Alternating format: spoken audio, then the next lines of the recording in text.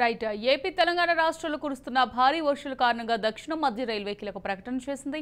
ఈ మేరకు మొత్తం 432 రైళ్లు రద్దు చేస్తున్నట్టు ప్రకటించారు. అదేవిధంగా మరో 140 ట్రైన్లను దారి మళ్లిస్తున్నట్టుగా తెలిపారు.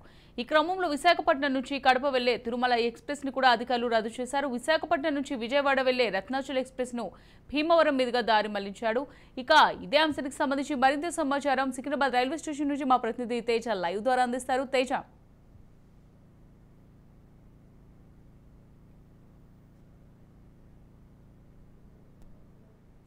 స్తంభించేటువంటి పరిస్థితులు ఏర్పడ్డాయన్నట్లుగానే చెప్పాలి. మొత్తంగా నిత్యం ఎక్కువ మంది చాలా వరకు కూడా ఎక్కువగా రైలు ప్రయాణాలు కూడా చేస్తూ ఉండేటువంటి పరిస్థితులు మనం చూస్తూనే ఉన్నాం. ఇదే నేపథ్యంలో రైళ్లు కూడా మొత్తంగా 430 కంటే పైచులకు కూడా రైళ్లు రద్దయినట్టు తెలుస్తుంది. ప్రత్యేకించి సికింద్రాబాద్ స్టేషన్ నుంచి కూడా అంటే వెళ్ళేటువంటి నిత్యం వెళ్ళేటువంటి ఇక్కడ నుంచి వేరే ఇతరత్ర ప్రాంతాలకు వెళ్ళేటువంటి 36 రైళ్ల వరకు కూడా రద్దయినట్టుగానే తెలుస్తుంది. ప్రస్తుతం మనం సికింద్రాబాద్ ప్రాంతం దగ్గర ఉన్నటువంటి పరిస్థితిని చూపించేటువంటి ప్రయత్నం చేస్తాం.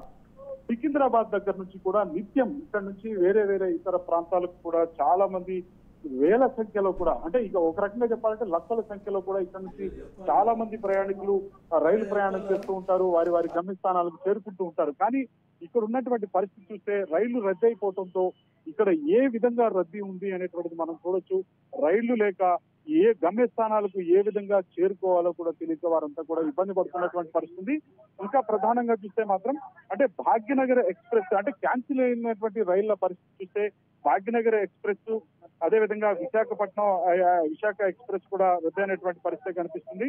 అదేవిధంగా ఇక శాతవాహన ఎక్స్ప్రెస్ కూడా రద్దయింది, కాకతీయ ఎక్స్ప్రెస్ రద్దయింది, వందే భారత్ ఎక్స్ప్రెస్ కూడా రద్దయింది, Godavari express, Charminar express, Padmavati express, Garib Rath, అదేవిధంగా Kakinada express, Krishna express, Gautami express, Narsapur express, Simhapuri express, Nagavalli express, Machilipatnam express అంటే ఇటు వరంగల్ దగ్గర అదేవిధంగా వరంగల్ ప్రాంతం కావచ్చు, డోర్నకల్ ప్రాంతం కావచ్చు, వరంగల్తో పాటు ఖమ్మం దగ్గర రైల్వే ట్రాక్లు తీవ్ర అంతరాయం కలిగినటువంటి నేపథ్యంలో అక్కడ రైల్వే ట్రాక్లన్నీ కూడా కొన్ని అయితే ఇటు వరద ఉధృతికి కూడా కొంత కొట్టుకుపోయేటువంటి పరిస్థితి అక్కడ చాలా చెల్లాచెదురైనటువంటి పరిస్థితి కనపడినటువంటి నేపథ్యంలోనే మొత్తంగా అయితే ఇక్కడ సికింద్రాబాద్ నుంచి వెళ్ళేటువంటి 35 రైళ్లు అంటే సికింద్రాబాద్ స్టేషన్ నుంచి వెళ్ళేటువంటి 19 రైళ్లు, సికింద్రాబాద్ స్టేషన్కి రావాల్సినటువంటి 17 రైళ్లు కూడా రద్దయినటువంటి పరిస్థితి కనపడింది. మొత్తంగా ఇంతకంటే ఈ రద్దు అయ్యేటువంటి పరిస్థితులు ఇంకా ఎక్కువ రైళ్లే రద్దయ్యేటువంటి పరిస్థితులు కనిపిస్తున్నట్లుగానే మనకు తెలుస్తుంది. ఇక్కడ మనం సికింద్రాబాద్ దగ్గర చూస్తున్నటువంటి ప్రాంతం చూస్తున్నాము. ఇక్కడ మొత్తంగా ఓ పక్కన వర్షం ఉంది, ఓ పక్కన రైళ్లన్నీ రద్దయ్యాయి. ఒక దగ్గర వారి చేతుల్లో గమ్యస్థానాలకు చేరుకోవడానికి టికెట్లు కొనుక్కున్న వారు కూడా ఉన్నారు. కానీ కొంతమంది దగ్గర ఛార్జీలు కూడా ఉన్నాయో లేవో కూడా తెలియనటువంటి పరిస్థితి.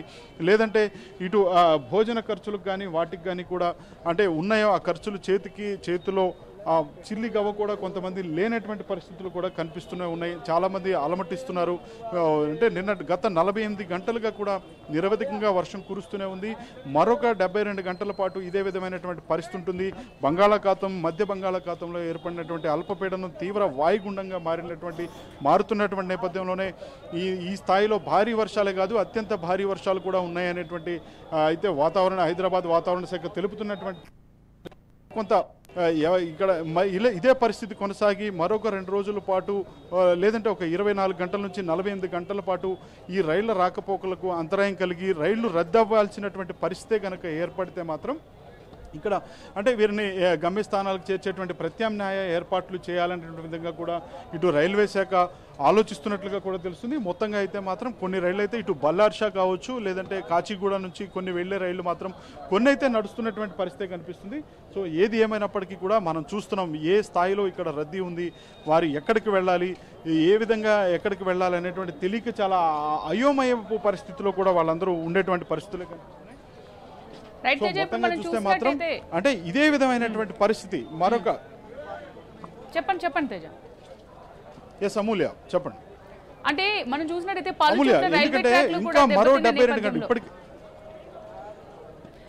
చోట్ల రైల్వే ట్రాక్లు దెబ్బతిన్న నేపథ్యంలో అసలు మరి వాటి మరమ్మతుకు సంబంధించి అధికారులు ఎలాంటి చర్యలు తీసుకున్నారు, దానికి సంబంధించి అప్డేట్స్ ఏ విధంగా ఉన్నాయి తేజ?